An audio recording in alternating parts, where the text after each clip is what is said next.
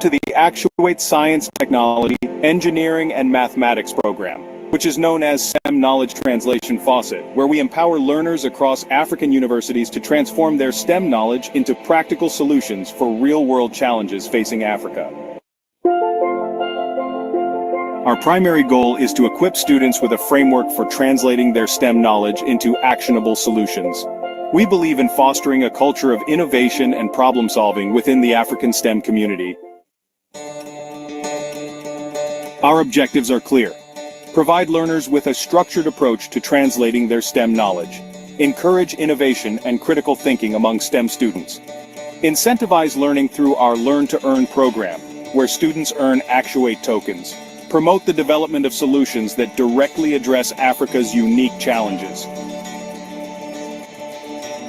The Learn to Earn program is a key component, rewarding students for their knowledge acquisition, retention, and application with Actuate tokens.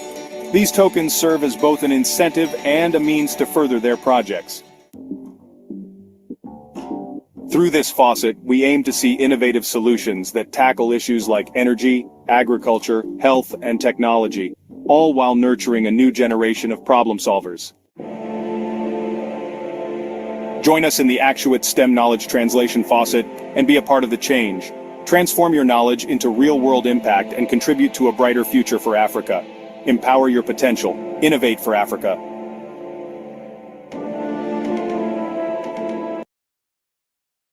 To the Actuate Science, Technology, Engineering, and Mathematics program, which is known as STEM Knowledge Translation Faucet, where we empower learners across African universities to transform their STEM knowledge into practical solutions for real-world challenges facing Africa.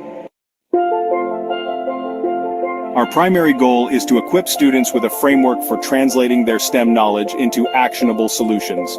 We believe in fostering a culture of innovation and problem-solving within the African STEM community. Our objectives are clear. Provide learners with a structured approach to translating their STEM knowledge. Encourage innovation and critical thinking among STEM students. Incentivize learning through our Learn to Earn program, where students earn Actuate tokens. Promote the development of solutions that directly address Africa's unique challenges.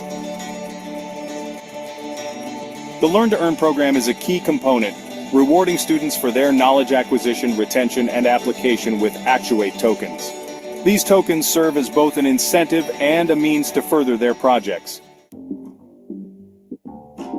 Through this faucet, we aim to see innovative solutions that tackle issues like energy, agriculture, health, and technology, all while nurturing a new generation of problem solvers. Join us in the Actuate STEM Knowledge Translation Faucet and be a part of the change. Transform your knowledge into real-world impact and contribute to a brighter future for Africa. Empower your potential. Innovate for Africa.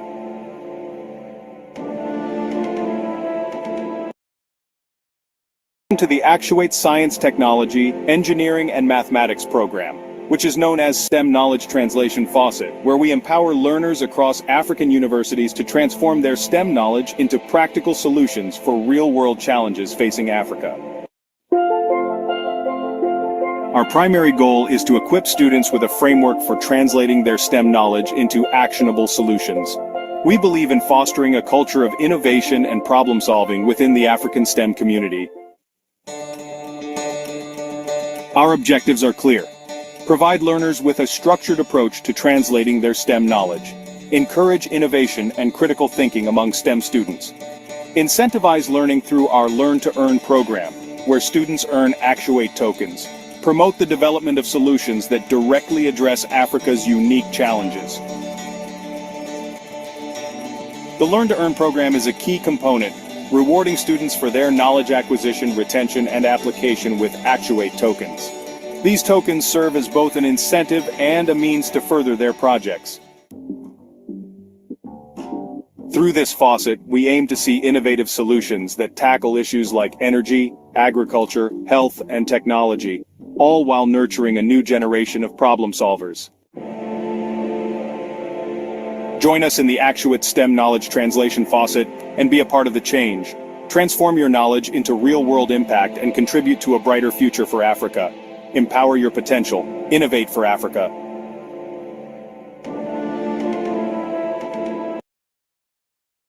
To the Actuate Science, Technology, Engineering, and Mathematics program, which is known as STEM Knowledge Translation Faucet, where we empower learners across African universities to transform their STEM knowledge into practical solutions for real-world challenges facing Africa.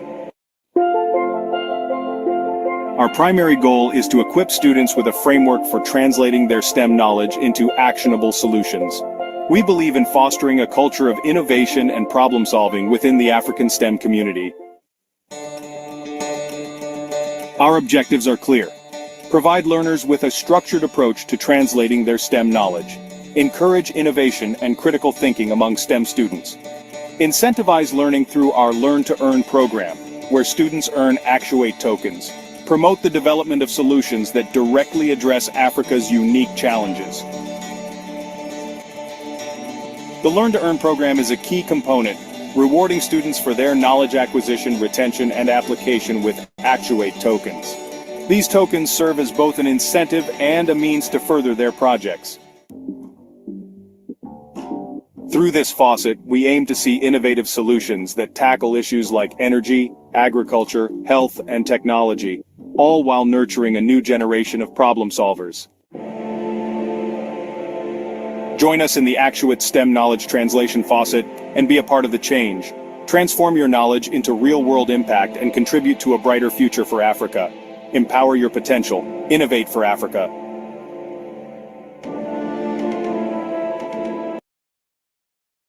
To the Actuate Science, Technology, Engineering, and Mathematics program, which is known as STEM Knowledge Translation Faucet, where we empower learners across African universities to transform their STEM knowledge into practical solutions for real-world challenges facing Africa.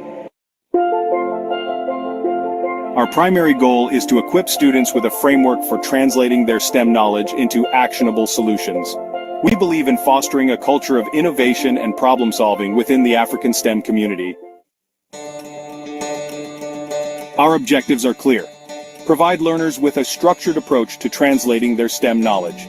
Encourage innovation and critical thinking among STEM students. Incentivize learning through our Learn to Earn program, where students earn Actuate tokens. Promote the development of solutions that directly address Africa's unique challenges. The Learn to Earn program is a key component, rewarding students for their knowledge acquisition, retention, and application with Actuate tokens. These tokens serve as both an incentive and a means to further their projects. Through this faucet, we aim to see innovative solutions that tackle issues like energy, agriculture, health, and technology, all while nurturing a new generation of problem solvers. Join us in the Actuate STEM Knowledge Translation Faucet and be a part of the change. Transform your knowledge into real-world impact and contribute to a brighter future for Africa. Empower your potential. Innovate for Africa.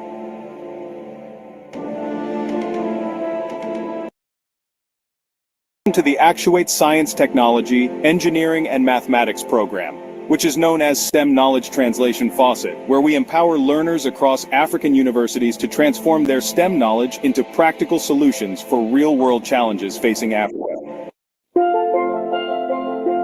Our primary goal is to equip students with a framework for translating their STEM knowledge into actionable solutions. We believe in fostering a culture of innovation and problem-solving within the African STEM community. Our objectives are clear. Provide learners with a structured approach to translating their STEM knowledge. Encourage innovation and critical thinking among STEM students. Incentivize learning through our Learn to Earn program, where students earn Actuate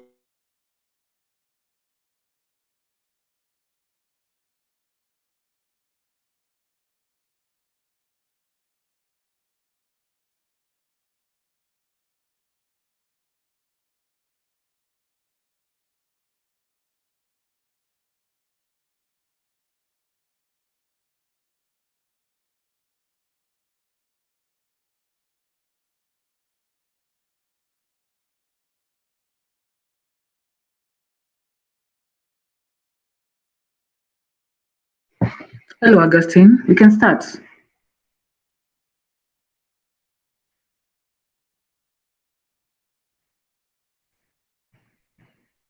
Okay. Um, Hello, Hello, everyone, and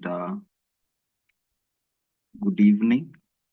And thank you so much for making time this Friday, joining us at Actuate STEM Plan to Earn session.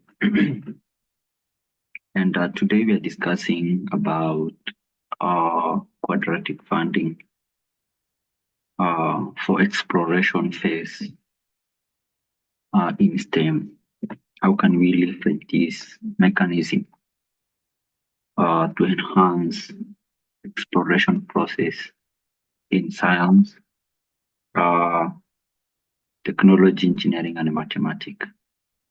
So we are having today will be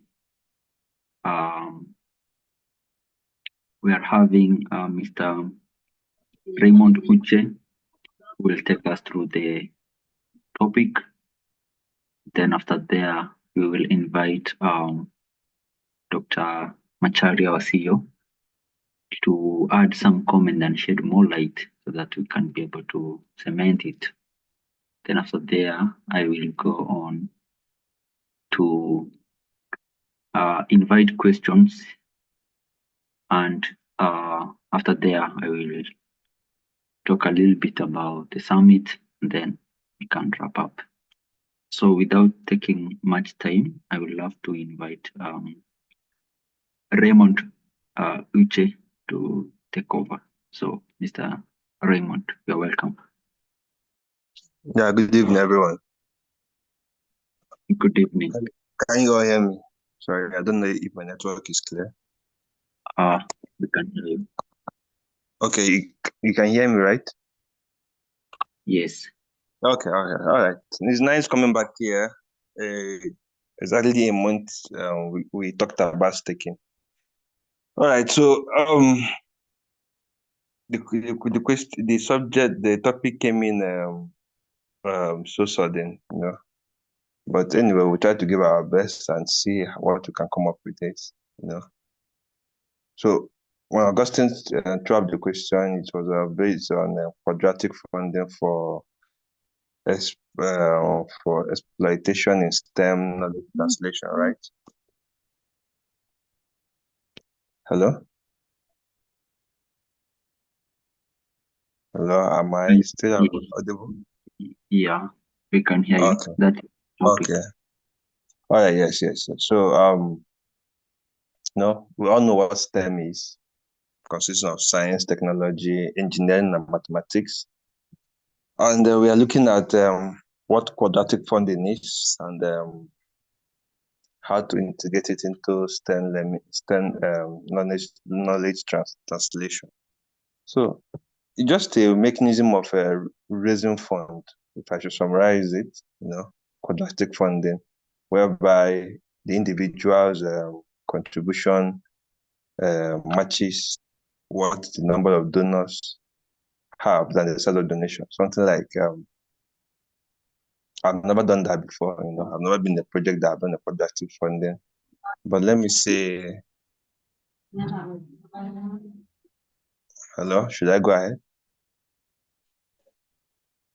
Yeah. Okay. Yeah. Okay. So let me say a project comes up and it's looking for funds to get along with its ideology, and what the individuals contribute before the project kickstarts should how will I say it? Should be matched with the number of donors they have than the size of the donation. So let's say if there are 10, maybe 10 individuals, I think they should have 10 donors who are going to put in money for them. It's a source of a wealth of raising funds, and it's trying to reduce whereby projects that are supposed to have funds just because of their less does not have that, and projects that are having large number of people receive more funding. You know, let's say we are using few tech startups in Africa here, maybe one or two of them which are upcoming, maybe one in Kenya or in Nigeria. Maybe those in Kenya have large number of staffs or contributors who are there to make the project excel. If they go ahead to pitch the idea to venture capitalists, they are likely to be more funded than those who maybe have one or two persons and they're just trying to start from scratch. So, but in the quadratic place, it's just trying to balance those, even if you are two or three, as long as your contributions and what you have tried to establish is good, investors should fund you people, And the same thing again happens to even the other bigger ones, just to balance the equation. So that is what the quadratic funding is. And guys are part of the quadratic funding. We are this guy that developed Ethereum, Vitalik Buterin. He was one of those. There are three that put up this proposal that there should be a type of a funding that it should be democratic participation with financial efficiency. Funds should not be done on authoritarian base. It should be more of a democratically among projects so that any startup can easily access funds and go out to establish whatever their ideology is. Okay. And there are projects out there which can, there are projects out there which you can play along and get these funding mechanisms. Okay, like Gitcoin grant. There's this platform called Gitcoin. They use the quadratic funding to distribute grants to open source projects based on community contributions. So how the community contribute will position what the project GitHub it should allocate to that project. For example, Actuate project, ACT, can easily reach out to them, Gitcoin, for their grant and put up, once your project is an open source, not a closed source, like trying to hide so many things, and just like open source project. And your community members have contributed to push the project a certain height. Gitcoin can come in and present, lend us some grants for the project to keep going on, So we still have what we call the Liberal Radical Quadratic Funding, LRQF, which Vitalik Buterin proposed. So they also include a liberal radical factor that aims to fund, enhance fairness, and reduce manipulation, whereby you can put up your proposal and they look at what you have and go ahead to give you funds to the extent to the amount you can use to translate your project. But the issue is, how do we access all these projects? That's one thing. And with the way the world is moving in, remember we're already in the world of in the era of AI, AGI are coming in, the artificial general intelligence. We're in the world whereby science, technology, engineering, and mathematics are being combined to put up an output. So ACT can make use of this project, these mechanisms to get funding, and translate to what translating of biomedical knowledge out there for people to know that this is what is right, so as to keep someone living longer. So see, when we have also the quadratic voting, I've not heard that one before. Maybe it's a mechanism they use, but Panvala is a platform in the Ethereum ecosystem that uses quadratic funding to fund public goods. So on the Ethereum ecosystem, there's a platform called Panvala, PNN, VALA. So they use these funding mechanisms to support and we don't know how it works.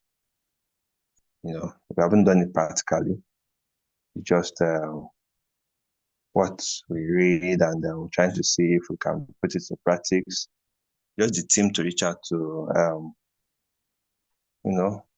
move around the Ethereum ecosystem and check out for this platform and put up their vision and mission and what they have done, and see if we can get funding from there.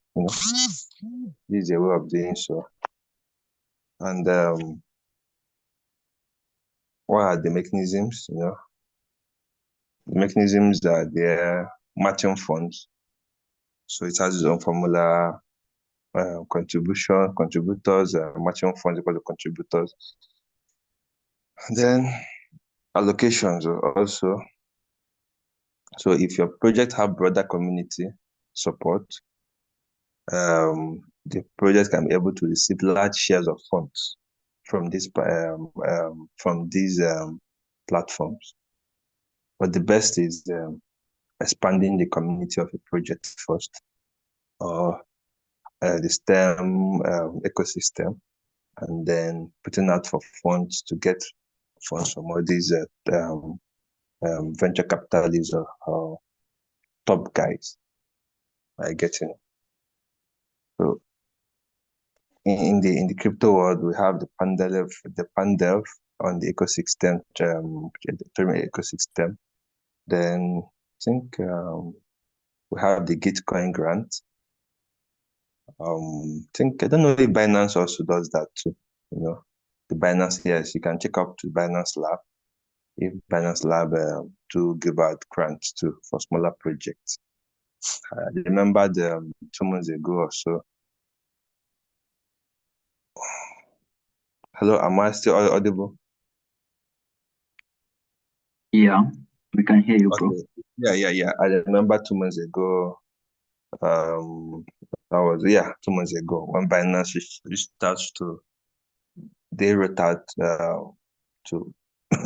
It was on their channel, smaller project out there that needs to be looking to should put in their applications and then allow them to reach back to them. I don't know if that position was still unavailable now. So it's a good thing that this type of mechanisms are there to raise funds. No matter the name we put it up, maybe the big name is quadratic funding. For me, if I should summarize, it's a way of getting funds to push a project, but this time it depends on your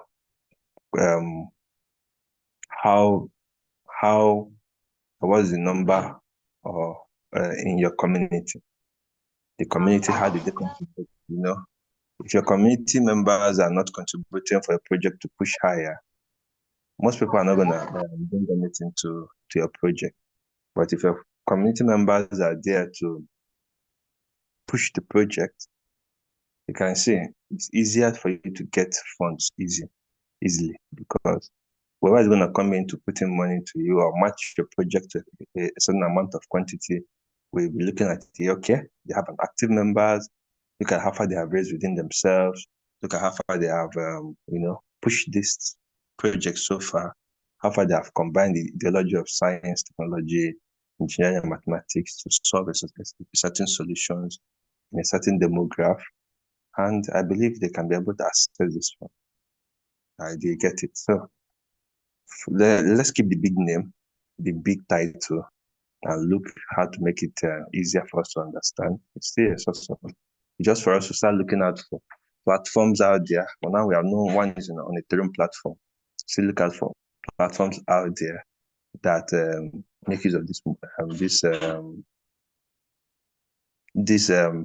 systems, and never can tell. The city can get one or two, and it add to the project and keep growing, because whether it's in ACT, Transhuman Coin, Ethereum, BNB or so. If you look below, if you look deep behind the project, it's a combination of a science ideology, a technology ideology, an engineering ideology, and the mathematics engineer ideology. While you are bringing in the science side, you are looking at the science side of health. Okay, if you also talk about the engineering aspect, now how do you put this, social engineer this, or bioengineer this to bring out the next result? Now, if you're looking at the technology aspect of it, which tech platforms are you using to push your idea? You know, and if you're looking at the math, all these our crypto projects have mathematics foundation behind this. Your blockchain cannot react if there's no mathematics included in it. The computer science have it just a 1 and 0, binary, just a 1 and 0. The computer interacts, sees it, the network sees it, and all this and that. Well, this is just my ideology of all these things. Okay, but I don't know if there's anything else again, we can throw up and elaborate it. All right. Okay. Yeah. Thank you so much. You're done? Yes. I'm done. The only platform we're going to look at is a Palm Vala platform in Ethereum that supports quadratic funding mechanisms. They have another one again. I'm going to look out for them. Okay, the Gitcoin grant. We have the Libra Radical Quadratic Funding. So that uses the Libra radical factor to enhance fairness and reduce manipulation. Okay, so you can make us research for other ones out there and see how it benefit the project and the ideology we are trying to solve out over there. Wow. Thank you so much, Uche. I usually call you educationist, because actually, that's my field. First degree, I did education. But you did education. Yeah. So thank you so much for that. It was a nice research, and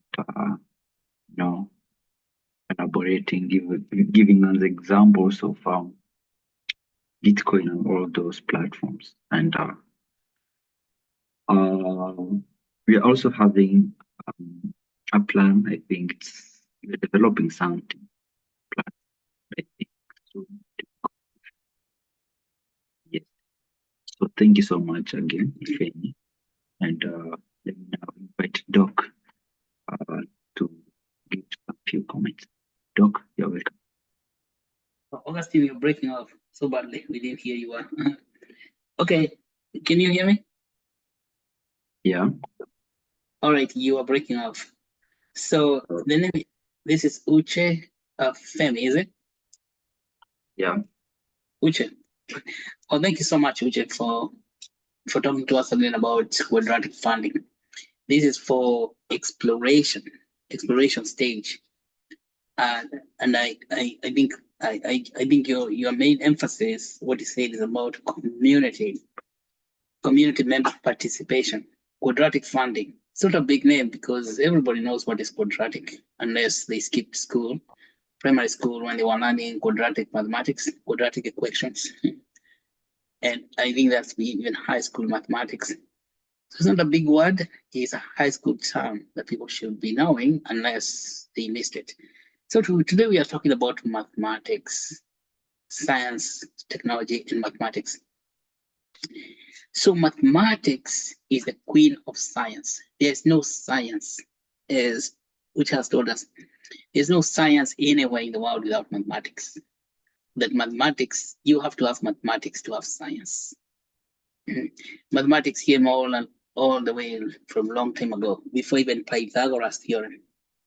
There was a guy called Pythagoras who gave us the theorems of triangles in geometry, the geometry itself.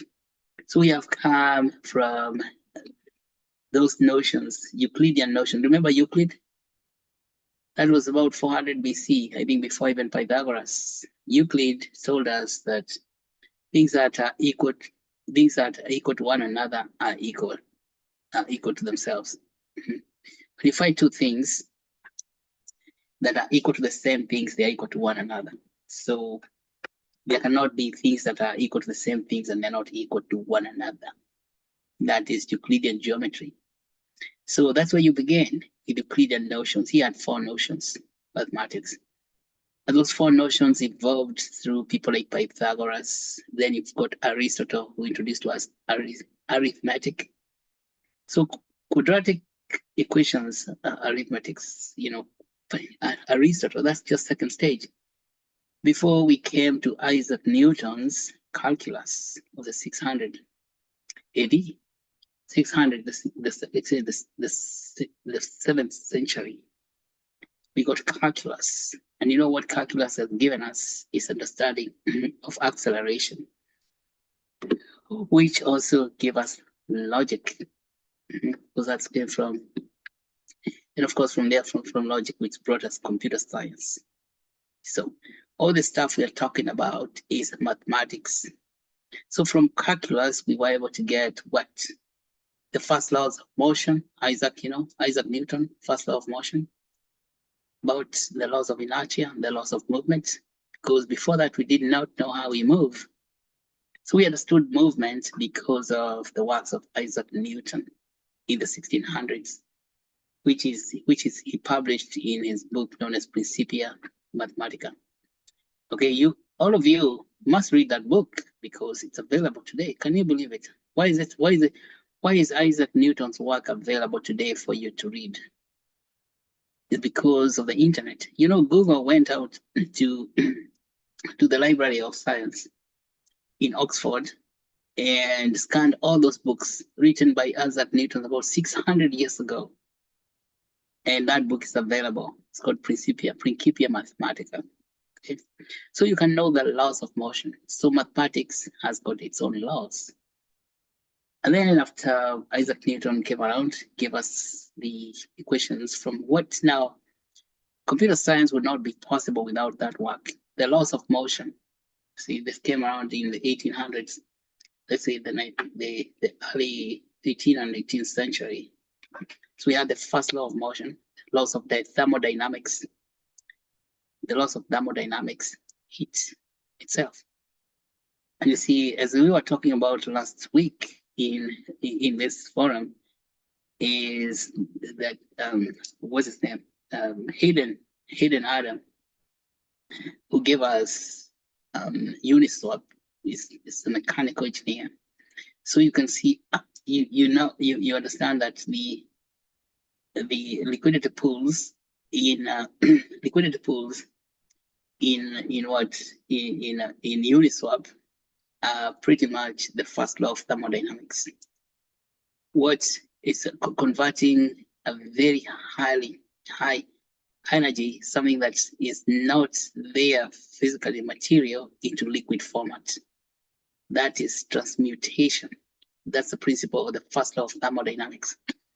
So the second law of thermodynamics came again later on, which is about entropy. Entropy itself, which is also a mathematical issue, is about disorder, or what you call decentralized systems. And the whole of the blockchain today is the logic of the blockchain. Talk about the logic, it's called algorithm. Algorithm takes into account that thing known as entropy. Entropy, the science of communication.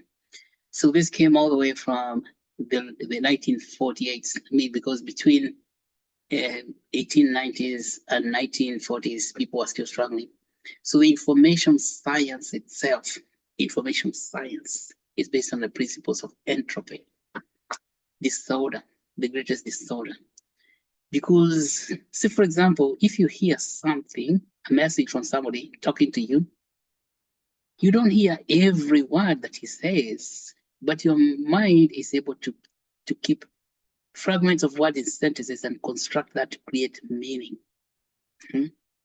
That's what's called entropy. So Shannon at MIT figured that out, and he gave us the mathematical theory of communication way back in 1948. That is seminal work. Mathematical theory of communication, which gave us the boom of the computer science today. See, computer science is built on Shannon's work, published in the mathematical theory of communication, who gave us the binary, so the binary digit, bit, binary digit. That's the bit, which is called 1, 0. So what Shannon told us that you can convert a conversation from just mere talk into numbers by asking a set of basic questions, like 12 questions. If the question is yes, that's a 1. If the question, you ask a question, if the answer is yes, that is a 1. If the answer is no, that's a 0. So where have you seen these 1 zeros? You've seen these 1 zeros throughout. All the computer is about 1 0 codes. That's what's called computer code. It's 1 0. And that came from Shannon's work in 1948. And he called that the binary digit. That binary digit is what we call bit. See the bit, the bit. So what do you call 100 bits? Now, who knows? Who are these guys? 100 bits together. Augustine, what do you call those? 100 bits. 100 bits are called what? An MB, a megabit, yeah, a byte, BYTE. Okay, so 100 bits, that's 100 binary digits. These are just a set of ones and zeros. One is the yes, 0 is no. For example, if you see something on the table and you want to, what Shannon said that you can describe everything about a thing by asking a simple question. Yeah, but of course you have to have a priori knowledge to generate that set of questions so that you can have a questionnaire. That questionnaire you're asking, is it this item on the table? Can it be used for drinking? For putting liquids? Yes. Can it be used for putting what? Can it be used for scooping food? You say no. So you know you have eradicated the spoon, but what you have included is a spoon. If then, see the next thing is if then question. That if then question is what is known as algorithm, because if then what? Then you see. So you keep on asking such questions, and about 12 questions down the road, you will have known exactly what you're describing. So just a few questions, you can describe everything about something. Even somebody today can describe you. That is why when you take somebody's picture, you can know how many megabits, how many ones and zeros are in that picture. How many ones zeros do you need to describe that individual? And the computer does not know the picture as a human being. All the computer sees is ones and zeros. See, so that's what happened. That's the evolution of information science. And now that information science, after 1948, it was able now to transmit text. Then next, they were able now to transmit what? Audio files, see, like sound. Then the next, they were able to transmit what? Visual sounds, pictures, images. Initially in the early 90s and 80s, the images were called bitmaps. They were just sketchy little things you couldn't understand. But today, images are high resolution, high definition, because they have high density of pixels. So pixels are high density ones and zeros. See? So it's the same thing. So what I'm saying about this is mathematics is the queen of all that. Now that is, if you now move from there, as I told you, something like Uniswap is a mechanical engineering project based on the first law of thermodynamics. This is first law of thermodynamics mixing with the second law of thermodynamics.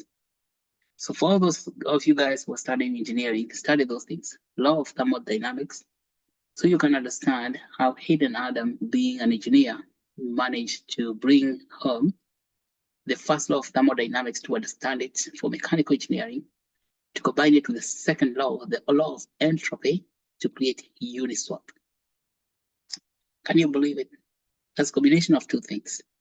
So without going to deal, what I want to say, innovation is taking two laws that are seeming to be incompatible, two seemingly incompatible laws, and making them work together. Not only is that called genius, but that's what's called innovation. Bringing two things together, tying them. Now, because before Hayden Adam came around, the first law of thermodynamics, which is mechanical engineering, the law of combustion and heat, all that is for physical. The physical world was mechanical engineering, mechanical world, like making combustion engines for vehicles, motor vehicles, and aeroplanes and jets, and all kinds of combustion engine technologies. Yeah, and creating the space heating, all that stuff. That's the first law. But how do you take that and combine it with the second law, the law of entropy, the law of disorder, which now was perfected, taken advanced even by Shannon in 1948 in mathematical theory of communication, and he created the information theory of communication, which has given us the entire information system, the one we are enjoying today. Shannon gave us all the stuff we enjoy today, but you don't even remember him. How many of you know who is Shannon? Shannon. Now, I would like you to read about him, the paper he wrote in 1948, known as Mathematical Theory of Communication. Okay, that's the information system. Okay, I don't want to belabor that point. I just wanted to explain to you why mathematics is the queen of science. Coming from who? From Euclidean geometry. Way before Jesus Christ showed up on this planet, before he could walk on water in the Sea of Galilee, there was Euclid. And I think those guys, they were studying too much. I think Euclid was he's a Greek guy. Then, of course, again, I said Greek, Euclid, then you come to Aristotle with arithmetics, which is what you're talking about, quadratic equation. So quadratic is not new, it's very, very old stuff. Yeah, when was Aristotle around? Long time ago. And then we came to Isaac Newton, who gave us calculus and all that stuff. And then we get Mr. Shannon. But in between time, because there were people like Einstein, Albert Einstein, who used Newton's calculus to give us the theory of energy to calculate energy, because Einstein figured out that matter can change into energy. Matters can convert into energy, because initially Newton had told us that matters cannot be changed. See that matters cannot be changed. You cannot change a stone into anything else, because he tried that very hard. What he was trying to create is looking for that secret stone, trying to convert matter, one type of matter into something else. He succeeded, but he was trying to make gold out of lead. But he couldn't do that. So he concluded there are certain things that are called stable metals. You can't change them into anything else. But then, of course, that theory was shattered by Mr. Who? Mr. What do I say? Who gave us the theory of energy? He said that matter is all energy, and everything is not actually matter. Is not matter. It is made of moving parts, and those parts can change. If you move them at a higher frequency, they are going to change into something else. And if you move them at even higher frequency, they move at very high speed. Let's say increase the speed of movement, you can change everything and becomes light. And that is Albert Einstein, because that's how they were able to make atomic bomb. atomic, that's called nuclear energy. So nuclear energy is if you break out that matter. A stone, if you break out any stone and you access the atom, that atom has got a lot of energy inside it. And if you break it out, but breaking it out is not like going with a hammer and knocking it down, the hammer. It is just accelerating it at very, very high speed, close to the speed of light. So then things begin, then the whole thing changes into energy. Everything. What happened to it? Does it disappear? It just transmutates. So that is what it's about. That is now mathematics, now very high order. But that doesn't mean you can't do it, because today, nuclear fusion and acceleration are very important technologies for even dealing with with cancer. So we have cancer responds very well to nuclear treatment, but we don't have such. But I believe what you're talking about here in this series will help us even create things like those technologies for treating cancer with use nuclear energy, which is known as linear accelerator. So a linear accelerator, to build one, you would need about $100 million. That kind of money, you would only raise it using quadratic funding. In the United States, we have in Texas Cancer Center implemented a linear accelerator around in 2010. And I think I think there are only two in the United States. There's one in Europe at the STAN, the Center for Research in Switzerland. There is nothing like that anywhere in Africa. So, but the linear accelerator is very precise for treating cancer, that you can use it to target cancer cells and they get busted. So all that is mathematics. But between that high science and Euclidean geometry and the world, something else has showed up that which is called biology. See, biology is all mathematics, by the way, if you don't know that.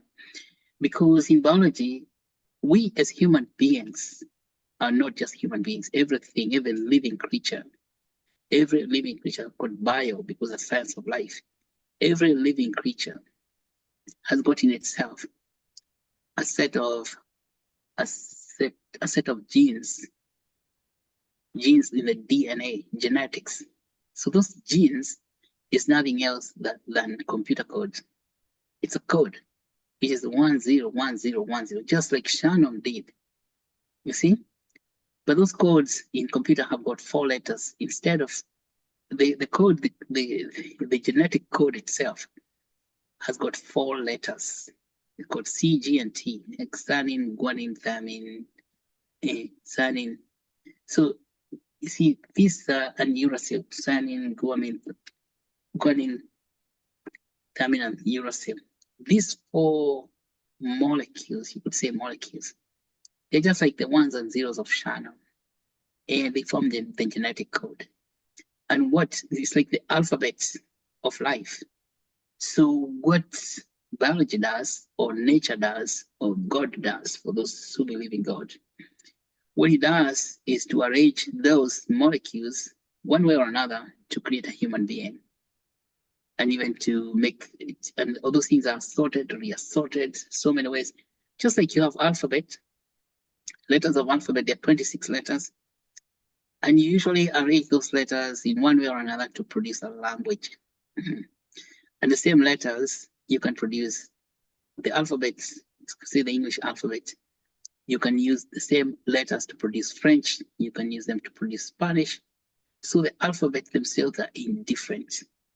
And depending now on how you arrange them. So similarly, the genetic code has got only 4 letters, and depending on how you arrange them, you can produce a healthy human, you can produce a human with diseases, you can produce human with genetic problems. And that's not just the end of the story, is that those those letters keeps on getting arranged and rearranged every time depending on what you eat, where you live, the air you breathe, the water you drink, the amount of sunshine you get. So you're getting your genes getting resorted, assorted on a continuous basis. And depending on how the way they get reassorted, you become sick. So it's all information. That is why mathematics, not only queen of science, is also the queen of biology.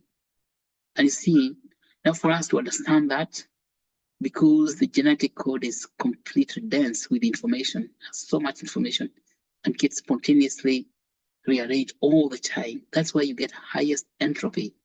The highest entropy, the disorder is astounding. And when you get such disorder being astounding, that leads to something called uncertainty. That degree of uncertainty is too intensive for the ordinary mwananchi to comprehend. That's the ordinary human being can't comprehend that. Now you understand people who do finance. Finance is not advanced mathematics. Finance is very, very basic mathematics. Way, way too old. Finance, the tradition of finance has not caught up with that something called entropy. That's what you want to understand. Traditional finance has not caught up with entropy until the blockchain came along, because as you can see, blockchain is a high entropy science because built on information on mathematical theory of communication, which is in the second law of thermodynamics. Okay, so you understand, blockchain is on second law of thermodynamics. Biology is on second law of thermodynamics. Life per se is on second law of thermodynamics, because there's more disorder than there is order. Nature has a tendency for disorder. But that disorder of nature is what is order. That's what looks like a big contradiction. The disorder in nature is what produces order. So how do you create order in that disorder if you do not understand entropy? And you can see that's the reason traditional finance is not able to produce order in healthcare, global health. And that's why you see a disease like COVID can come out from wherever, travel all over the world, killing people one by one without asking permission from anybody.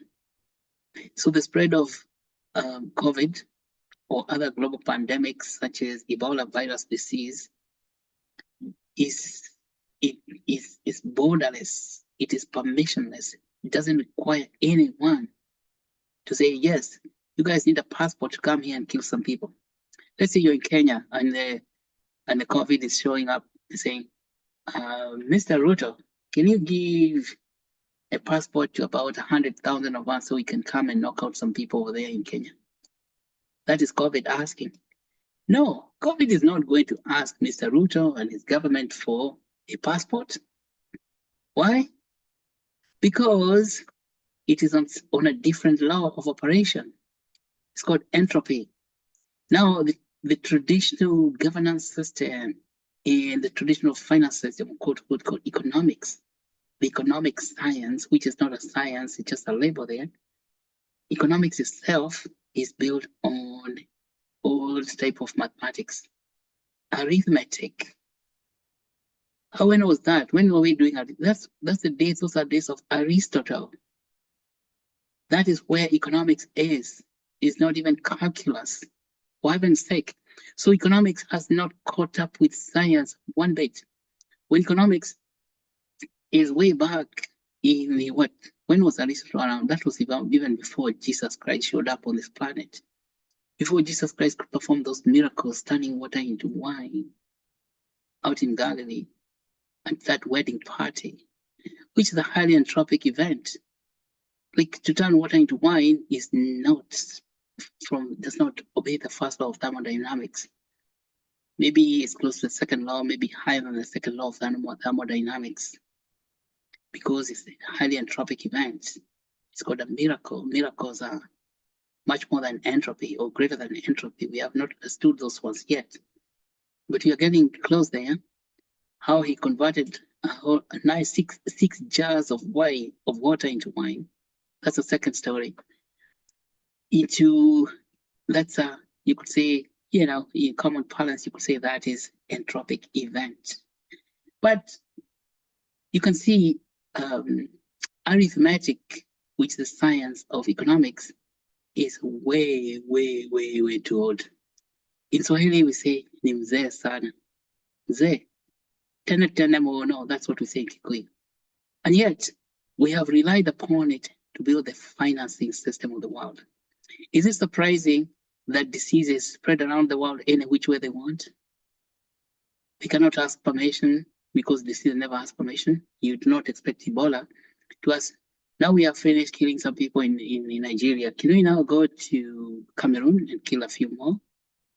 No, the virus will go there whether you like it or not. And because the technology we have here is so many centuries behind even understanding the virus itself. But as people in economics were asleep on the wheel, then scientists, engineers, they did not sleep. They gave us the information system. And people, you can see this, they have been working progressively on the science, technology, engineering side. We have talked about Shannon, even after laws of thermodynamics, we've got entropy, and we're able to use that. This now, I think, is the law of the age, the second law of thermodynamics, because it's given us the blockchain itself, which is the ultimate use of the second law of thermodynamics, the entropy. And so it's the closest law to biology, and it's the closest law to things like COVID, coronavirus disease, or even Ebola virus disease spreading. It's the closest law to human genetics. The Human Genome Project is the closest law to genetics in general. So you understand that. And that's why it's very, very important. And that's why we need to understand it very, very well. So when it comes to quadratic funding itself, decentralized nature of quadratic funding, it is highly entropic. This is something that traditional finance has never seen before. And of course, they are taken aback. And of course, they want to fight it very hard. But you see, you cannot fight a change whose time has come. According to Victor Hugo, you cannot change, you cannot fight the change whose time has come. It is the time for alignment of entropy.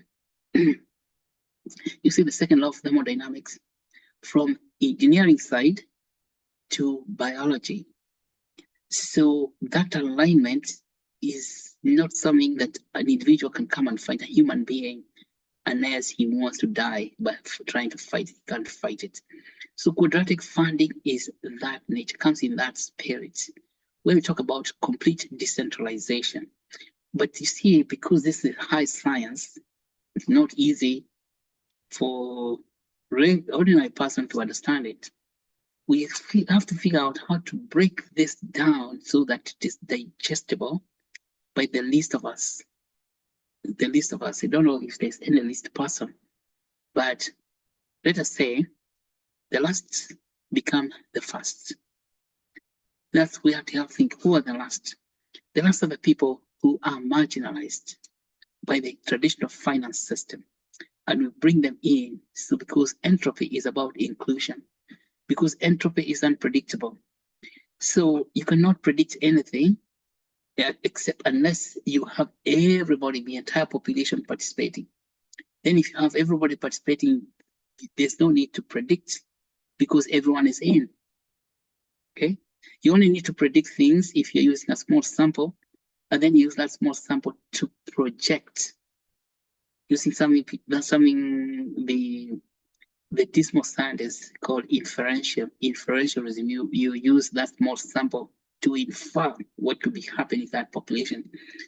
And that is old, again, that's old science, because it denies the existence of entropy.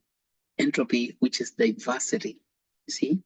So that we can be projecting upon other people as conclusions made from one different population.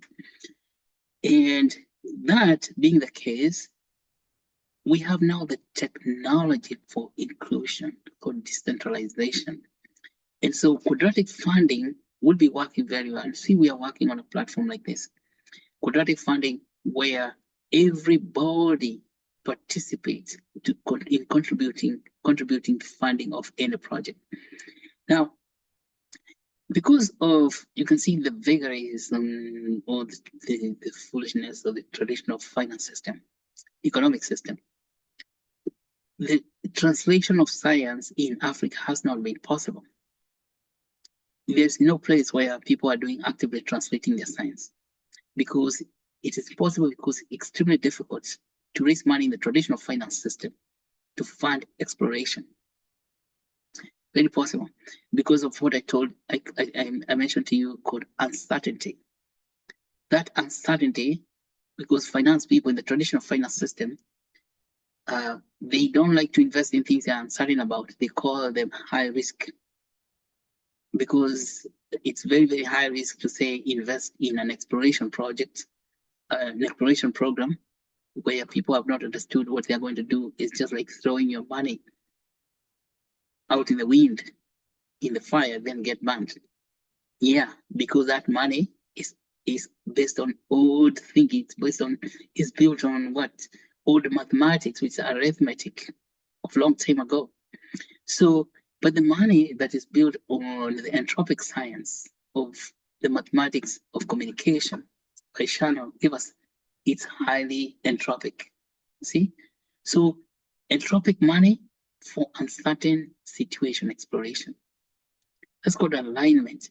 So that the traditional finance people would shed tears if you tell them, let's go and invest in exploration projects in Africa. They would shed tears and say, oh, never, we can never do such a thing. Because they say we are going to lose all the money. Because they are not considering that the local people themselves as participants in contributing to the financing. It doesn't cross them. It doesn't cross their mind.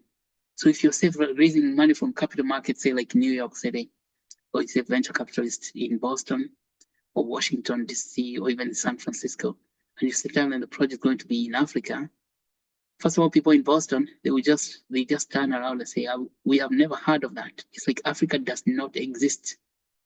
Africa does not exist in the consciousness of investors in Boston. I'm telling you that. I'll say it again. Africa does not exist in the consciousness of investors, like venture capitalists of Boston. Why? Because the place is a dark place full of uncertainty. That uncertainty is entropic, and they cannot deal with entropic. They cannot digest it. If you suggest Africa, they get indigestion. They get constipation. Their bowels stop moving. You say, what did you say, Africa? You say, I'm not digesting anymore. Yeah? Yeah, how is that? How is that supposed to be happening? This place is too risky for life. The only thing they would think about is if they're investing in buffaloes and rhinoceroses and lions. But they're not going to invest in human projects, because humans in Africa do not exist in consciousness of venture capitalists of Boston. They can quote me saying something like that. But there's a lot of data to show that people in Africa do not exist in the consciousness of the venture capitalist, unless now they come to the science of the age, which is entropic science, okay, which is based on information theory or mathematics theory of communication. So, and that's what it is now. What is our job as people of Africa? Is to forget that economics, even if they say no, that whole thing is old science, very, very old. There was a man called Aristotle, and he gave us those things. Although the quadratic equation is based on such old mathematics, the quadratic equation, old mathematics that are joined to the entropic science. It's a formula for fundraising, finding how, if you're having big donors with deep pockets, finding how those big donors, their money can be distributed even better to help finance many local people working together. Many local people, participants in a project such as Actuate Nation. So, and this is what we're going to be building upon. And supposing we're going to create the minimum investment participation will be about $30, let's say about 3,000 shillings, 3,000 Kenyan shillings. If you have maybe say 1,000 people contributing $30,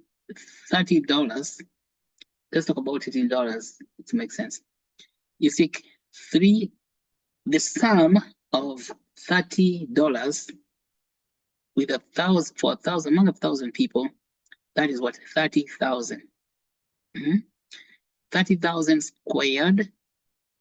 Okay, then you find the square root of that, the square root of the sum of 30,000 squared. And that you will now get somebody with deep pocket to say you contribute this amount of money. And you see, because depending on the number of people participating, the number of people, the greater the number of people participating, the more the funding is going to come from the matching pool. Because the big donors contribute money to a pool. And the big donors are going to say, we are going to match your contribution we're going to match the contribution to the number of people who are participating in the program. Now, this could be a misconception that the big donors are people from Europe or United States. No, far from it. The big donors are not big donors as such because they're Europeans or Americans. Big donors means that there's a pool of money that's contributed by a lot of people together. If some people can only afford 33,000 shillings, there are people who will afford 10,000 or even 100,000 shillings. These are just local people. In Africa, they don't have to be foreigners. You understand that? Now, what would give those people incentives to put their 100,000 shillings or even 1,000,000 shillings? There are people who have 1,000,000 shillings. You know, because they are business people, or maybe they are professionals. They have 1,000,000 shillings and they would like to put it in a certain investment for, say, scientific exploration or scientific discovery. What would incentivize them to do that? What gives them incentive is because when people contribute such money, they receive tokens, Actuate tokens. When they receive Actuate tokens, it's almost as if they are buying the tokens. But when he's talking about funding, particularly for public good projects, you know, like funding scientific exploration is public good. When you're talking about funding for public good projects, you do not want to call it public sale because they are not putting that money with the expectation of profit. But then the tokens themselves are tokens, and those tokens are going to be traded in the marketplace. So those tokens, first of all, that money in the quadratic funding will be used to create liquidity pools, increase more liquidity in the available liquidity, and of course, liquidity, you know, helps people to transact better because it reduces the friction when the currency is liquid. Of course, from liquidity pools, when people start trading, the tokens begin to gain value slowly by slowly. So because they hold tokens, which they have received after donating money for exploration stages to finance a high risk project. And I just wanted to see this. So they have donated their money to finance a high risk project, which people in traditional finance would never, ever, ever do. Unless you guarantee them, they would have to buy a lot of insurance. So they would never do such a thing. But here they have donated their money to Harris project, and that money is represented now in form of tokens in the marketplace, and those tokens can start gaining value independent of whether or not the projects are going on. Because what happens in the marketplace, in the token marketplace, is totally different from what's happening on the ground. So the tokens themselves, the money that is in their token, it's in form of token right now, becomes separated from the project itself. So instead of the people participating in providing capital, which you would call investors, worrying about whether the project will be successful, that work is left to the people who are doing the projects themselves, the innovators. So the quadratic funding takes the job of innovation to the innovators where it should be. So this decentralization governance of the project's innovation, decentralization of governance of project innovation. I hope you see that. So the investors don't have to worry, are these innovators working hard enough? No, no, no, because it is separated from them by the token itself.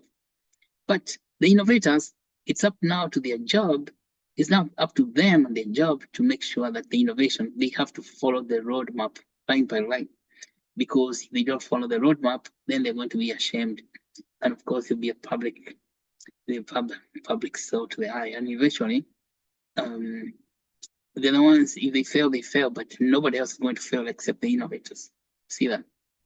Which that gives comfort to the providers of capital. That if you're investing, if you're an investor and you like to say, I cannot invest in highly uncertain places like Africa, that thing is removed. And why has it gone away? Again, this is the final thing I'll tell you. Because it's entropy by entropy. Who said something like that's very profound? Entropy gives birth to entropy. Yeah? You know it, you said it. It was Matthew. Matthew said the spirit gives birth to spirit and the flesh gives birth to flesh. Can you believe that? That is why it's been so difficult, because we have been trying to use arithmetic. We have been trying to use arithmetic to do entropy. Arithmetic does not give birth to entropy. It's entropy gives birth to entropy. And arithmetic gives birth to arithmetic. Your honors, I rest my case. I think that's the most powerful thing, that we have an alignment. What we have an alignment on the level of consciousness. You could say, when I say the level, because the degree of consciousness, or the level of knowledge, such that we don't use old knowledge like arithmetic to do new things like biology. Who said that you do not put old wines in new skins? And what happens to those skins, the old skins, when you're trying to put new wine in them, or even putting new wine in old bottles, or even putting a new patch of cloth, a new patch in an old cloth? Who said that? Was it not Matthew? And he was saying that to mean it. He didn't say, so that's the thing. You don't put arithmetic, or you don't put blockchain or crypto economics on old science of economics. Why? You read Matthew, you'll find out that's Sermon on the Mount. You do not put old science of arithmetic of economics, old economics on a new economics. See that? See that? Because it doesn't work. And because of trying to do that, we get attacked by viruses like Ebola and COVID. So I don't want to add more to that. So I hope you have all understood. But today is the beginning of a new series of translation science, where you're going to dive deep in this quadratic funding. But I want us to understand the theoretical underpinning, the theory that underpins this. So what theory have we said? It's a mathematical theory of communication for funding. Okay. For those people of you who love reading, go and download the article by Shannon, 1948, Mathematical Theory of Communication, and about it, and read more read more about it in the book by George Gilder, which is called Knowledge and Power. You will understand what I'm talking about. This is when knowledge becomes aligned with power. Did you understand that knowledge has been disassociated with power? Because power is on old mathematics, knowledge is on new math. See that? Knowledge is on the math of entropy, while power is on arithmetic. Long time ago, 10. So knowledge becomes aligned with mathematics, so knowledge becomes power. And I would just want to explain to you the last statement here about that knowledge and power, which I call Lumumba's paradox. You know, Professor Lumumba, University of Nairobi, he's a lawyer. He says that people with money People with knowledge don't have money. People with knowledge don't have money. You find them in the universities teaching students, and they are waiting for people without knowledge to pay them. Politicians and the like. People without knowledge, even economists, people in charge of the budgets, the national budgets. People without money, people with money have no knowledge, according to Lumumba, which you all know. People with money are the least knowledgeable people. And then people with money don't seem to have knowledge. And people with knowledge have no power, because knowledge and power were misaligned in their underpinning theory of operation. So the operating theory has come together such that the power gets, the people with knowledge get power. So are you going to, because you are knowledgeable people here in this series, that's why we are in translation science, are you going to embrace the power, the new power afforded to you by the mathematical theory of communication, or are you going to continue kneeling upon in front of those people of old knowledge and they have no clue about what they're doing? That is why they create that finance bill in Kenya, which is highly rejected by the Gen Zs. And you can tell why, unless some people do not understand what's going on. What is going on is that Gen Zs have woken up to the entropic idea. It's decentralized. Okay? And we congratulate all the Gen Zs of Kenya for doing that. To bring the students this new consciousness. So basically that's the story. So when you're getting started, we're going to dive deep and work in this and even understand how we can, strengthen the Gen Zs of Kenya and Gen Zs of all other African countries to understand there's a new science, even funding, that they don't even need to fight with the old politicians because they are clueless, they are on old science. And then we go on and next we're going to be diving deeper and deeper into this. Into next step, we talk about exteriorization of knowledge, which is going to be the next lesson for next week. And even funding for exteriorization, and then we shall go into formalization of knowledge, and then ideation, manufacturing, prototyping, and then eventually distribution of technologies. Yes. So, and you see, that is, we have come to the science of age, which corresponds, the word I use here is corresponds to the Genesis moment. Genesis. Remember what I say, Genesis 1, in the beginning, what happened? When you can, these entropic ideas means that it's something totally new, strange, never been seen before. And that's why you're going into exploration.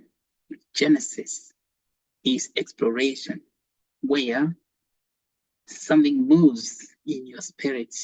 You're told that the spirit moved upon the waters. And the spirit moved, and then you, as an innovator, you said, let there be light.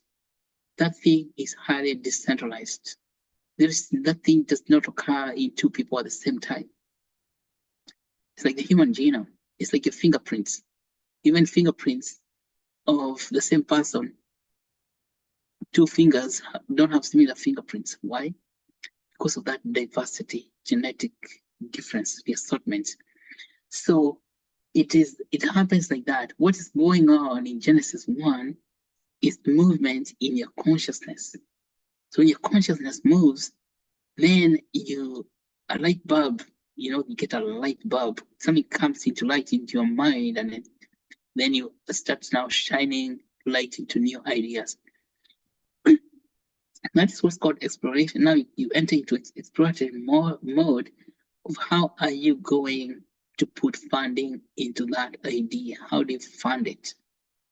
It's very, very hard. It's very disturbing moment because you do not know where money is going to come from, but unless you believe, you cannot make it.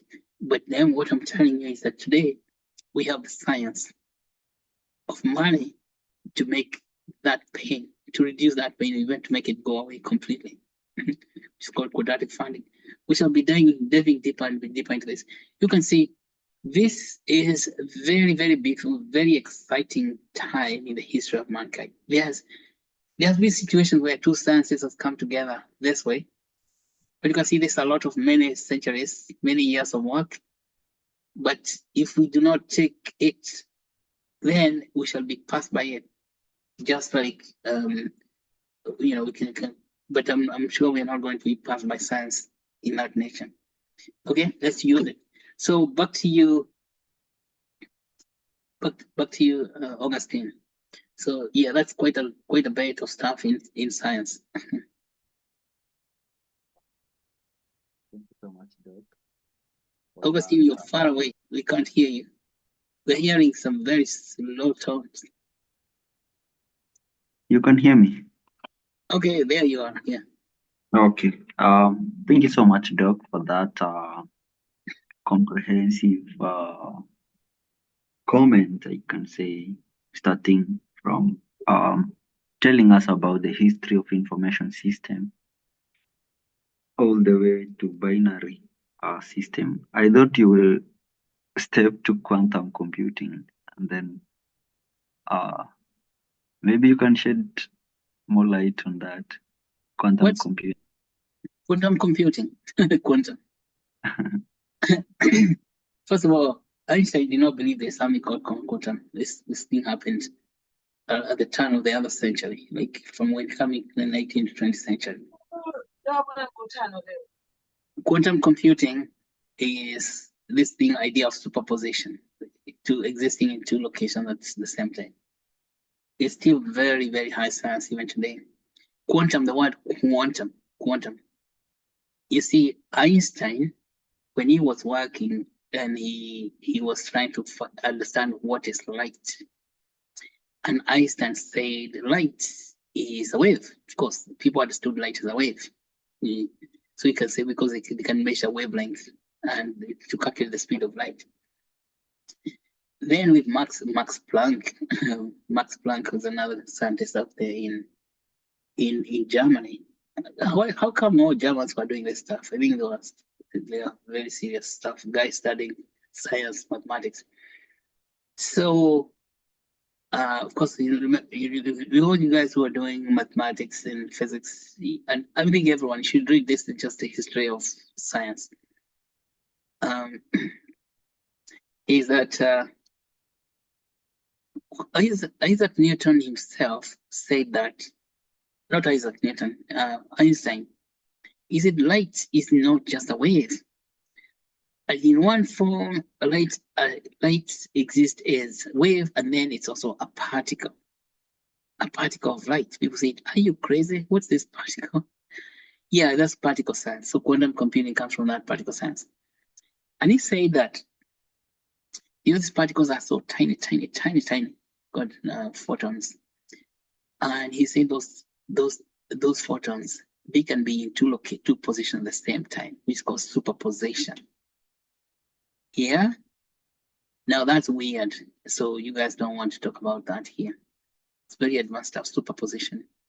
And superposition is when you have an electron in one location and appears in another location. And even an electron going through a wall, like a solid wall. You see, how does that happen?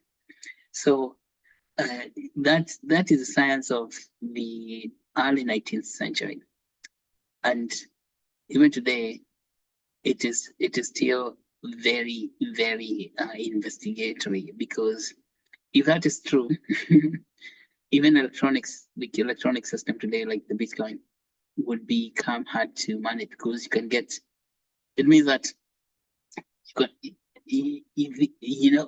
if an electron can be in two locations at the same time, then that in terms of the present architecture of the computer itself, this traditional computer we're using based on Shannon's theory, would just get we have to change again. But because of that idea, and people have studied quite aggressively to get deep into it, the speed of communication is so high, it's possible to imagine. You see why right now, The Kenyan government is getting demolished by young guys on Twitter Spaces. Now, if it comes to quantum computing, you wouldn't know what is happening. Superposition. But see, now people have used those theories of superposition of quantum computing. People like Mark Zuckerberg to create Meta, because Meta, you have seen what creating called a second life, almost a parallel life where you can remind me, I can't remember what Meta, what this thing Meta is doing, where that we can be even having these meetings today here online on Meta Spaces, and then we feel like we're in the same room because you can create a figure like a human, like Augustine would be here in the same room, but you have to wear those glasses, 3D glasses. You see, so that that is coming with with this photorealistic imaging and creating these visualization techniques that you can be appearing in the same room even if you're in different locations. That's based on that quantum computing. But I think in terms of the processing, the computers itself, processing the words, processing that information, these are very powerful computers, which I think if people continue in innovating, is going to become available. And so this quantum computing in medicine, see the biomedicine, what you're talking about, molecular biology, genetics, becomes now much easier to even understand proteins and genetic foldings and even genetic diseases. So, but and you see what was hampering us before is the mechanism for fundraising, because money has been still traditional finance, even up to today. Traditional finance is in old mathematics. Can you imagine science advancing all the way to computer, that you can have superposition, being in two different locations at the same time? To you compare that with money, that money is so solid. You have to go to the bank and deposit the money. And a lot of people still insist that you need to have your Kenya shilling in coins format, or even paper notes. Here, how far is that?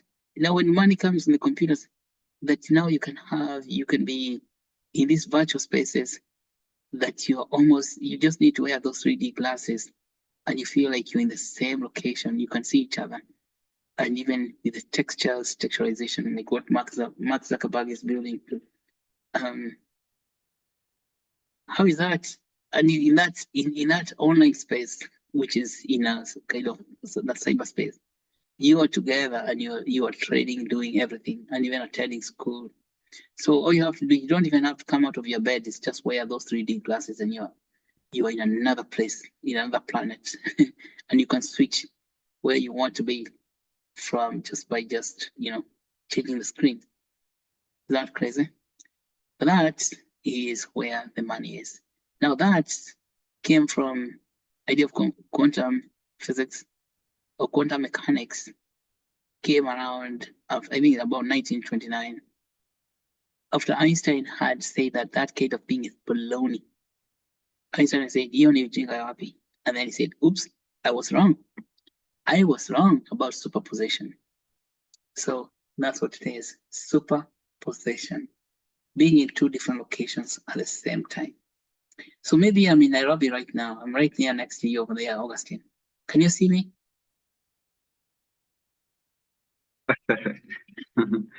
I think we are still in binary, Doc. So if you advance this, I think by another 1 or 2 years, we are going to be in the same location at the same time. It's called teleportation. Teleportation. Yeah. Links. Yeah. Okay. Thank you so much, Doc, for that. And I think we have learned a lot. And all biology coming into binary system. That's so genius, and thank you so much for that knowledge, Doc. We really appreciate. So And we came from Euclid. You know Euclid geometry of long time ago, maybe 4,000 before Christ. I think Euclid is the one who taught Abraham. Remember those at Abraham of the Old Testament? No, maybe he was teaching Moses mathematics. Euclid. Yeah. All right. So. Okay. So I think everyone have understood and learned something today about the history of our information system, and maybe grab something about the information system, binary, and all that. You can start getting curious and interacting with research, understanding more, even understanding how Windows work, how Apple works. Yes. So I will invite questions from. So if you have any question, just raise your hand. Talk or even type. Just 30 seconds.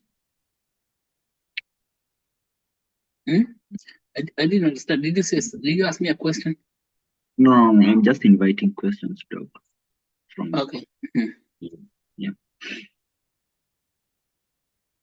Okay. So as the questions coming, I'll just say about the summit today. Maybe I can just talk about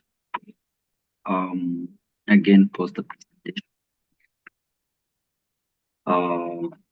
That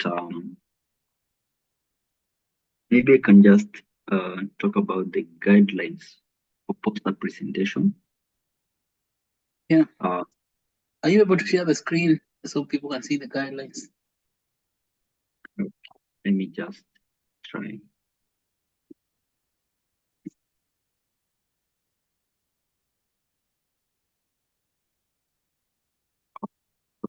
Can someone see my screen?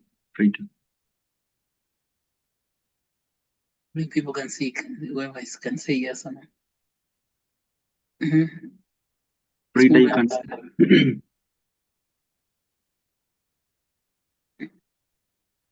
Yes, go ahead. Okay. So maybe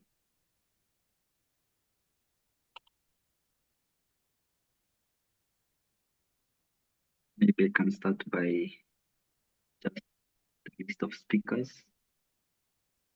And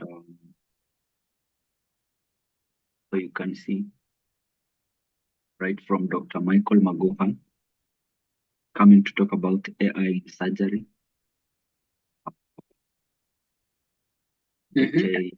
of Health, Brian Koyundi, AI strategist and consultant, Brenda Kidaka, health policy advocate and founder of Kilele Health. So there's several speakers, I think. You see, so I hope you can see. And, all these the same Kazi Africa, they're here to just submit their abstract. So the topic highlighted. So that's the list of speakers, and I think we are still taking them. We're still taking speakers, although we are really focusing on sponsors right now. But we're still following up. So if you can if you interact with doctors, biomedicine professionals, just go on and invite them. So I would love to just talk about the guidelines for poster competition. The first one is submit a poster presentation about your innovation on the use of blockchain, technology, decentralized finance, and artificial intelligence in health and human development. On your poster, explain how the new technologies, blockchain, decentralized finance, and artificial intelligence combine to improve access to healthcare, translation and commercialization of knowledge into products and services that will improve human lives. Third, your poster must illustrate why the innovation is of significant importance to individuals, families, communities, and the entire nation. Fourth, your poster must show clearly why your innovation will have a positive benefit to its users by explaining the number of people who are likely to use the technology, giving their demographics. That's now the consumer segment. In addition, your poster must explain why your innovation will effectively improve the quality of life of its users by having a positive change in the activities of daily living and even instrumental activities of daily living. Furthermore, your poster must explain why your innovation will produce significant impact on the lives of its users by reducing the years of life lost due to disease. Yeah. Finally, indicate on the poster how you plan to roll out the innovation. Indicate on the poster the roadmap to the commercialization of the innovation, explaining the milestones of exploration, exteriorization, formalization, ideation, prototyping, manufacturing, and distribution. Explain how you will use quadratic funding mechanism with Actuate token to fund commercialization of your innovation. The winning poster will have met all the above criteria. Yeah. And the winners of the poster competition will receive grants to commercialize their innovation and also to present their work at the Actuate Summit in Boston. So there is that ticket to Boston. So that is what I would love to say about that. And for now, for today about the summit. So as you have seen, it's so good, it's so comprehensive, covering everything. And I think I know we can do something, science, biomedicine, and even STEM. Come up with something and share with us. Never fear. So let's not just wait for miracles. I can just say that. And let's try. Let's try. This is how opportunities appear. So let's show up. Let's be aggressive. And you never know.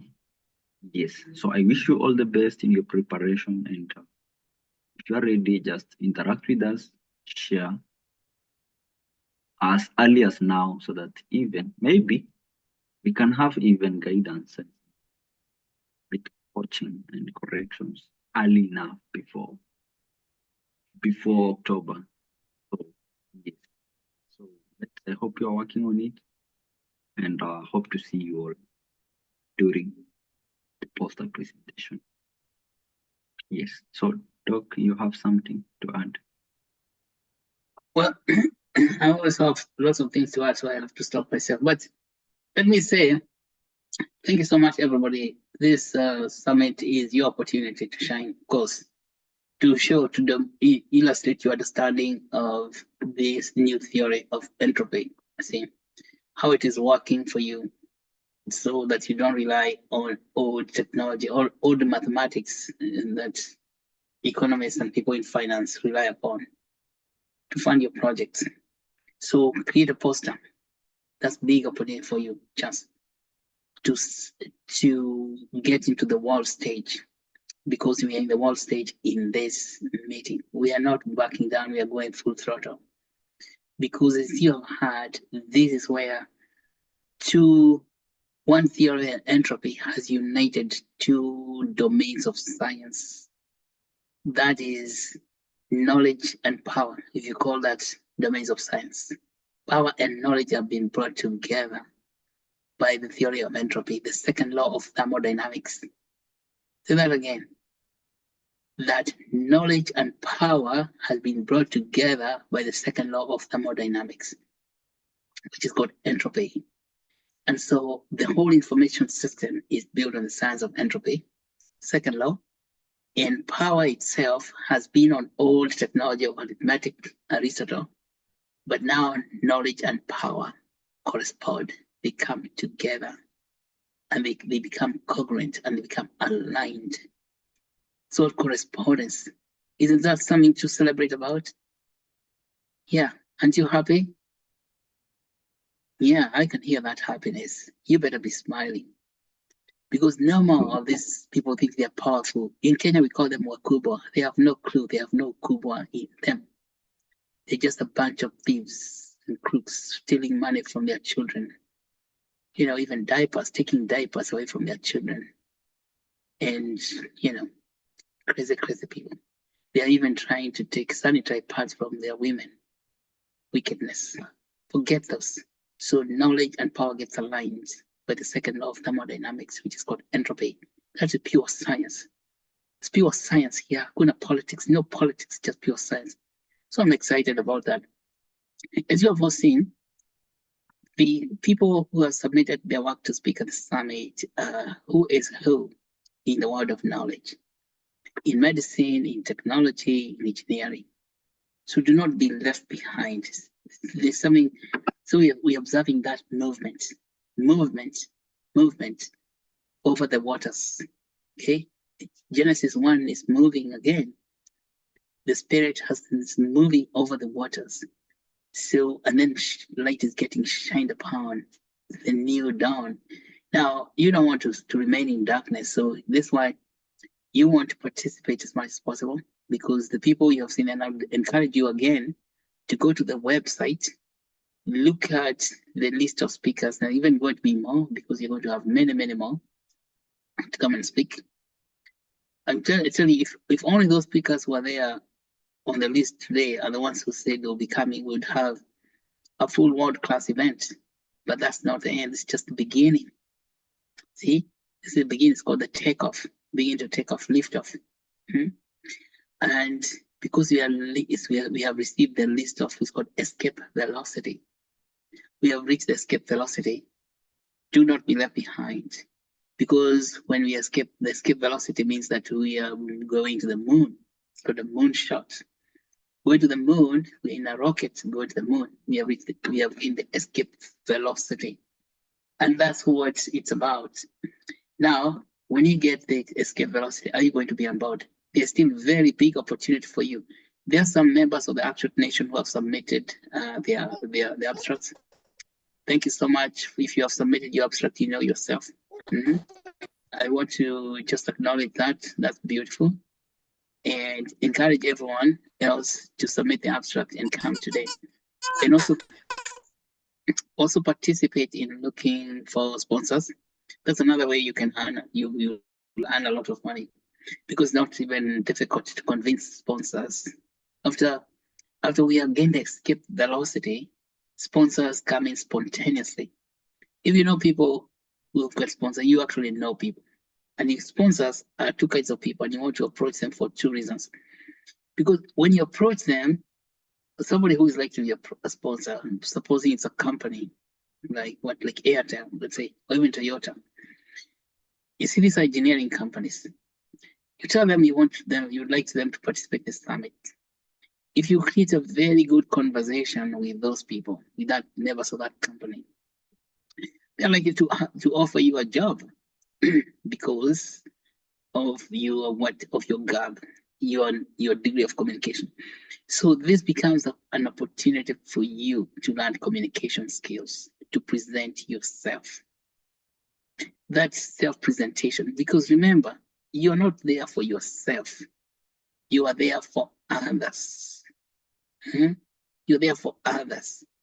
And to get this kind of opportunity to go and present to other people, you're exercising yourself, because you are not there if there are no others. That's why you're told, love others more than you love yourself. See that? Maybe not more, maybe as you love yourself.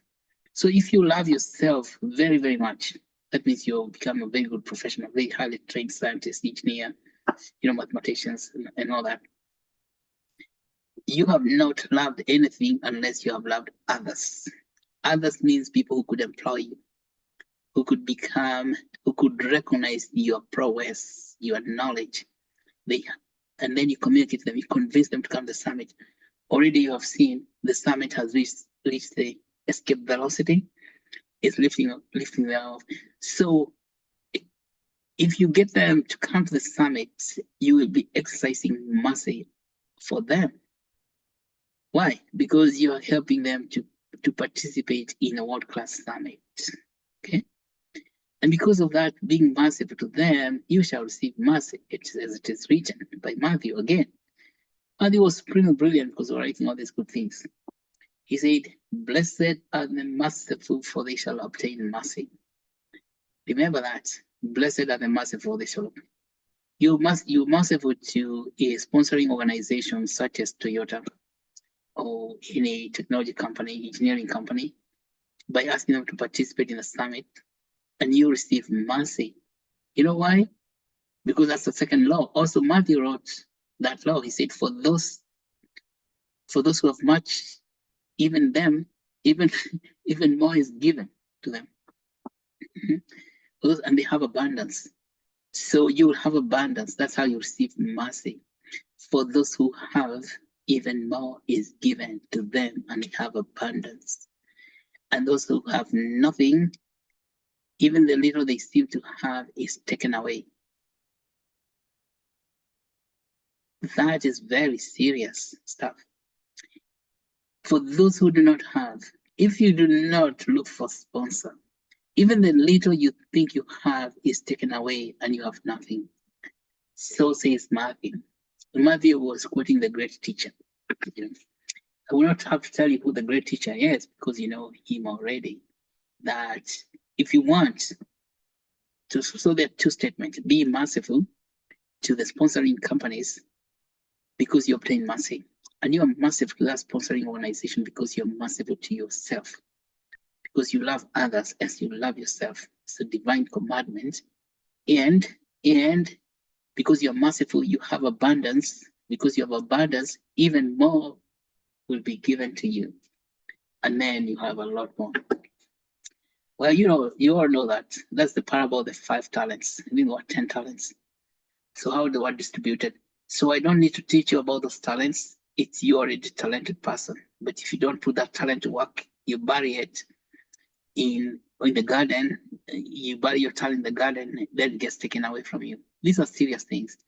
So you're coming here because you have talent that you want to exercise. Exercise your talent by communicating. The talent you have is communicating. Communication skill. It's called leadership. Communication skill. To speak to the companies who like to come sponsor.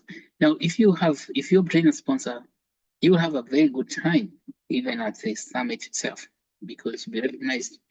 And of course, also coming to Boston will be a walk in the park. Well, yeah, because we have also to convince the American government that this person is worthy. The American government does not want unworthy people. We are very strict about that. Genuineness, they say. Only worthy people are admitted. And they look at worthiness based on your track record of performance. See, why do they want worthy people? I think that's natural. They're just human beings. They want They say, don't bring us unworthy people. So they would come back to me if I allowed unworthy people to show up.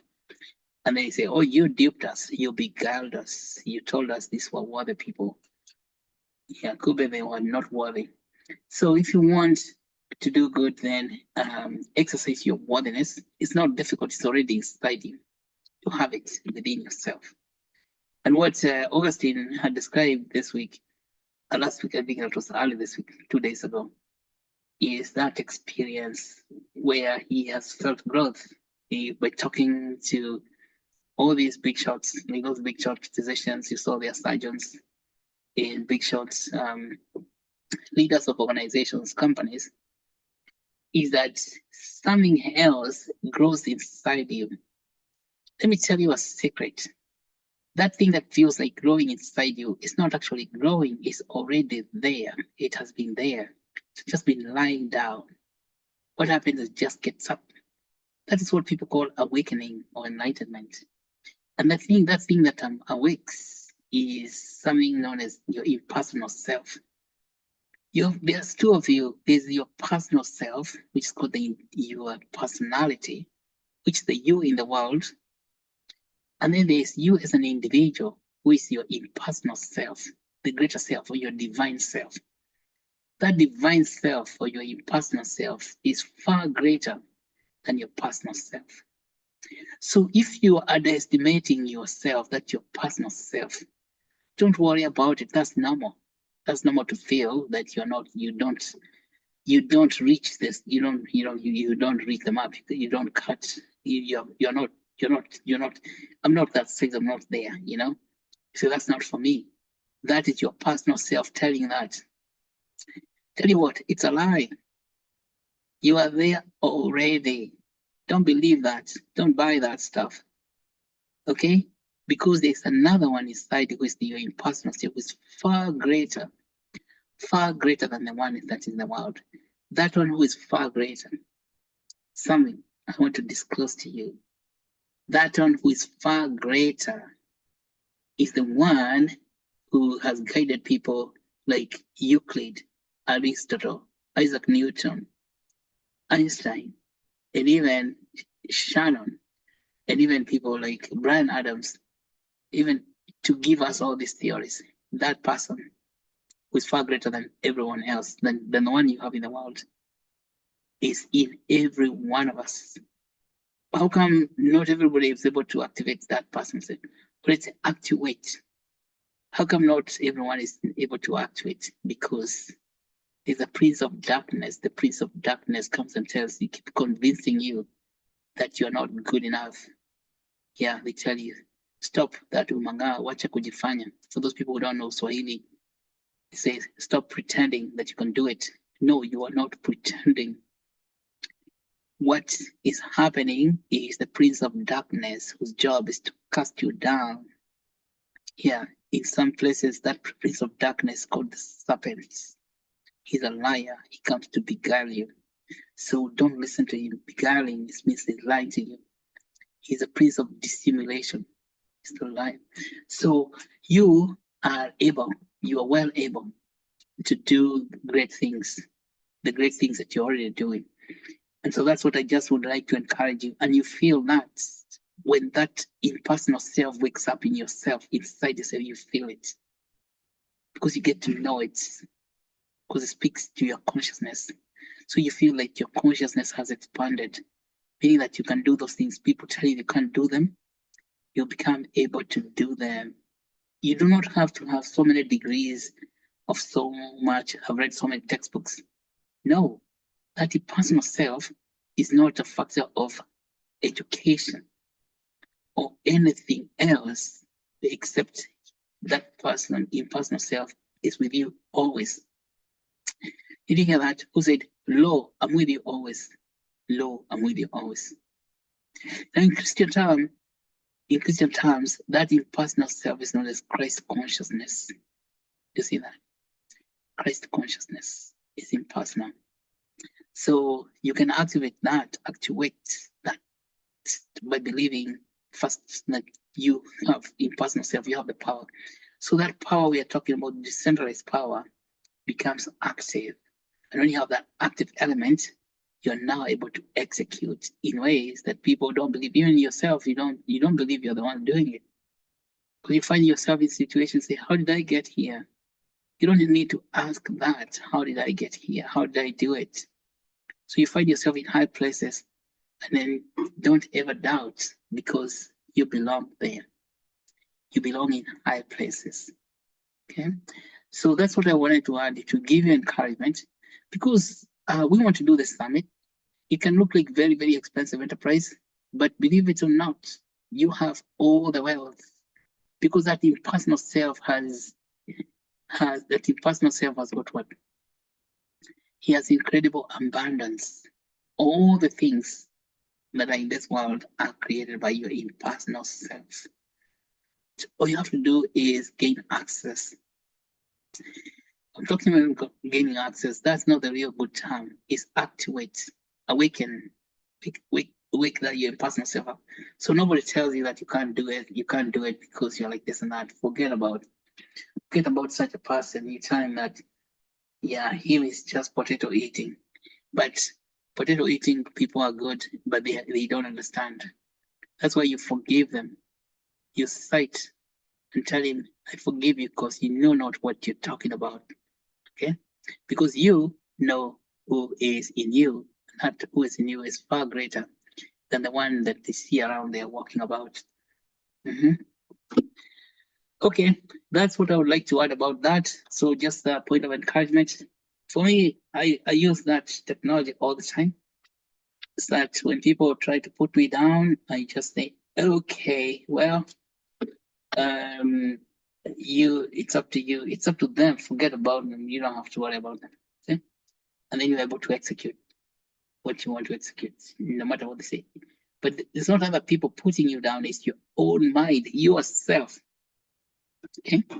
That personal self. Try to put down your individual self. Okay? Telling you that you're just a dreamer building castles in the air, yada yada yada.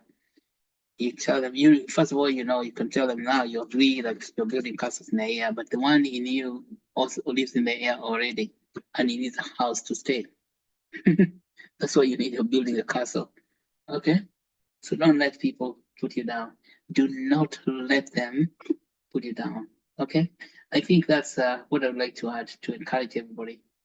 And I believe that we're going to make it very powerful, have a wonderful event, a wonderful festival of entropy in KU. Thank you. Bye for now. And back to you, Augustine. Okay, wow. Thank you so much, Doc, for that powerful encouragement. I think all of us who are here at some point have ever gotten rejection or doubt, that you can do something. I know everyone must have, went through that of feeling like you can't. But I hope where you are right now, you're so happy about yourself, and even you've gotten some 5, 10 confirmation that someone is telling you, I love your milestones, you've come from far. If you hear someone telling you that, at some point that person was doubting, so just say, yeah, I know my inner person, and move on. Yes. So thank you so much, Doc. And yeah, I think we have come to the end of the meeting. And so as we all know, this is Learn to Earn session. So I'm just sharing the Google form, fill it, take your time, and fill it, and you're free to leave. So until next Friday, during our quadratic funding of exteriorization. So let's keep in touch, keep tuning in, and let's also calm down during this hard time in Kenya.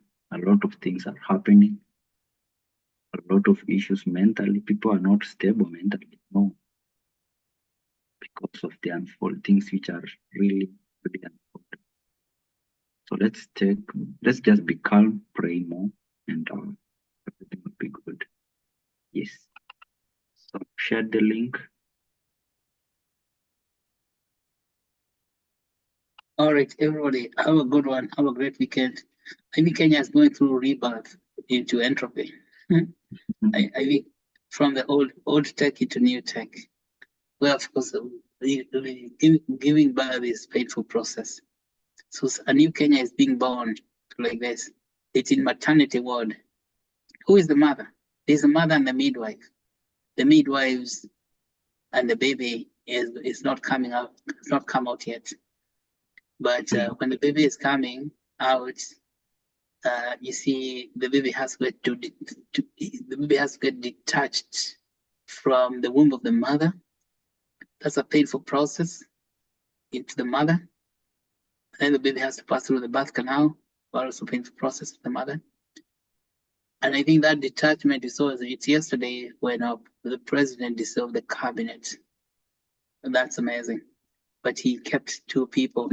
That means that there is some of the umbilical cord has been left there hanging inside, and that can cause continuous bleeding in the mother. It has to be removed, because if you get an umbilical cord that is stuck in the uterus when the baby is being born, then the mother can get infections.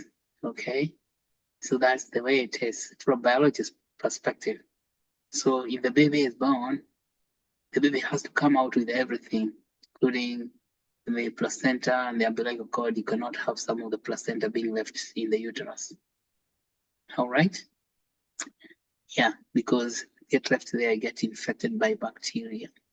So having some members of the cabinet going, but then leaving some placenta tissue in the womb is not a great idea. That's going to bring infection into the system. Well, that's my understanding of biology. But I believe that when the baby is born, everybody is going to be happy, because the community will celebrate for the new baby. And this is a new baby who is going to be built on the principles of entropy, the new science. It's not old science anymore. Yeah, where knowledge and power correspond, totally aligned. Yeah, we just hope that there's not going to be any more killings. So I believe that now we have the killer people there. They have learned the lessons that they cannot keep killing people and get away with it. They won't get away with it. Okay, so I want to encourage all of you guys who are there in Kenya, and be strong and know that this is a good fight. So when the new baby is born, it's going to be very, very beautiful, because for all of us to celebrate, not just in Kenya.